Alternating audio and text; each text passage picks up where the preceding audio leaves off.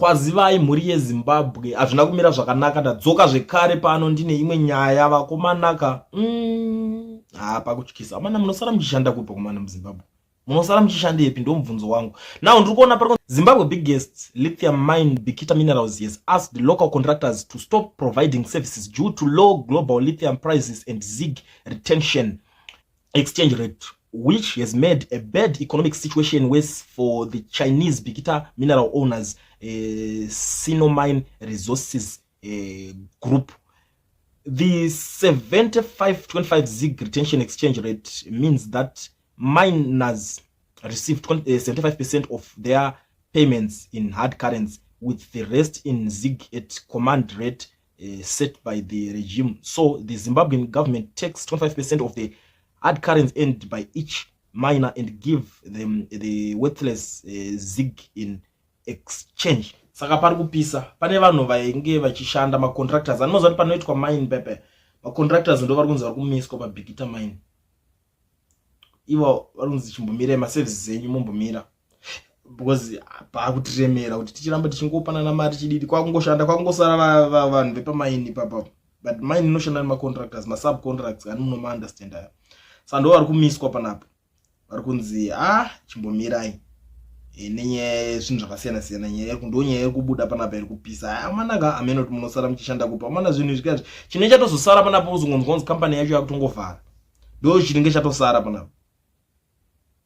Ndo situations ari kuitika paZimbabwe amadzadiwa. Zviri kutanga sefani, so unonzwa kuti shope yakati yavhara, chakati chadaiso iko zvine zvakuma mine futi vari kuita vachikata vanhu vanhu vari kutoramba zvitoita unemployed vakachitowanda zvichitoenda zvakadaro. Ndiri kuonawo ari kubuda ari kuti aiwa inotadza neiko kudzika maprices ivo vasinga control their supply daily shipping out tons of raw lithium. They should just make a processing plant manufacturer batteries which have high demand now in SADC because of power challenges. Nomamwe mashoko zvekara ari kubuda kuti vanhu vana kuti ayo fana uito something zvinhu zvombo yoshandiswa because izvi zvooneka mukagadzirawo kana mabattery plant masviniwo munhu benyu pachenyu mimandide munokwanisa kumatengesa since muSADC yatopa high demand nenyaya yekuti handi muzori kune El Nino yakanetsa. Saka mvura manje ma1 zvakakonzerwa kuti magetsi ari kuita achinetsa. Saka mukatogadzira mabattery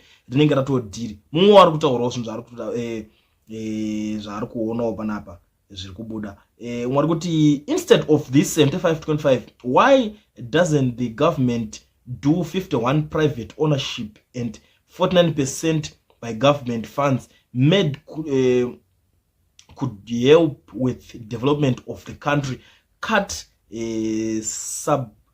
just to those running businesses such as large mining companies to make up for the 49% maybe in tax cuts.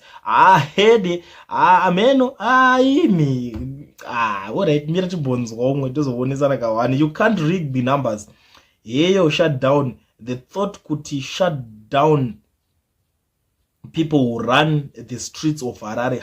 Kupusa kwacho, here is the reality at place. Economy shut down itself while you are busy saying ZiG is backed up with gold. Where is ZANU-PF youth warrior? Everyone is feeling the heat from regime. They don't understand how to run the country. All the same time, the fall of lithium price must be studied at university from 4,500 per kiloton to 750 cannot be understood. What trigger this?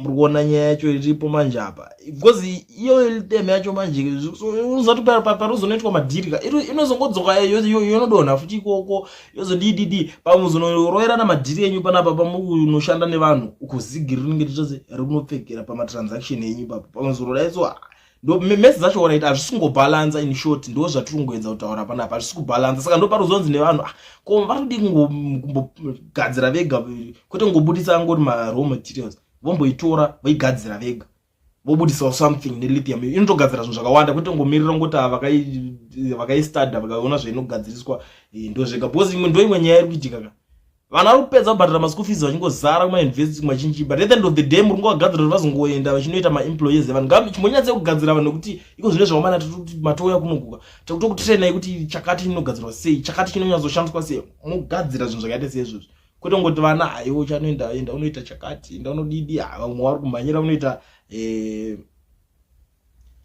manigirigini vanozongo vachanoita malaw vanodidi okuzvona. At the end of the day vamwe vacharongopera vangoita mapolitician, havana chavanoti manufacture kavanhu veve mapolitician zvezve havana kana chinhu chavanokwanisa kuti economy ingagadzirwa. And the funny thing, nyika yacho inei chinototi rambe ichienda kuzasi, ukaona nyika yekuti mapolitician ndo vanenge vari rich kudarika mabusinessmen, patoshata ipapo, patoshata, hakuna kokuti kunenge kuchiendwa ipapo. Vanoproducer chii mapolitician? Poverty, that's all. Ndo chavano manufacture poverty, because hakuna manufacturers amunomuka muZimbabwe. Ndo nyaya imwe iri kunyatsoitika. But onai results manje, chero makati isusu tinopenga tinomhupuka tinenge tichingorotomoka ndikoko ngatimborotomoka zvedu, but at the end of the day muchazongonzwisisa kuti omanaka tiri kuzongosara tisina pekutangira nesituation dziri kuitika. Ndo nyaya ndangodarika nayo panapa ndichikuonesai guys.